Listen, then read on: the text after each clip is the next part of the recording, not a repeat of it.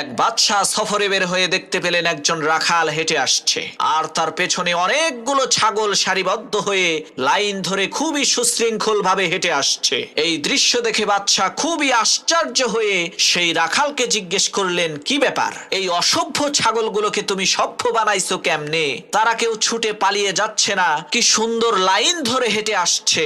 তখন সেই রাখাল বলল, মহামান্বিত বাদশাহ, আমার এই ছাগলগুলোর মধ্য থেকে যে লাইন থেকে বের হয়ে যায় তাকে এমন পিটুনি দেই ভবিষ্যতে সে আর কখনোই লাইন থেকে বের তো হয়ই না, বরং ওই একটা ছাগলকে পিটুনি খেতে দেখে বাকি সবগুলো ছাগল ঠিক হয়ে যায়। রাখালের এই কথা শুনে বাদশা বলল, তোমার এই অসভ্য ছাগলগুলোকে যেইভাবে তুমি সভ্য বানিয়েছো, ঠিক একই ভাবে আমার এই দেশের অসভ্য মানুষগুলোকে তুমি কি সভ্য বানাতে পারবে?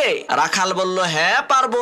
বাদশা বলল, তাহলে আজ থেকে তুমি প্রধান বিচারপতির দায়িত্ব পালন করবা। পরের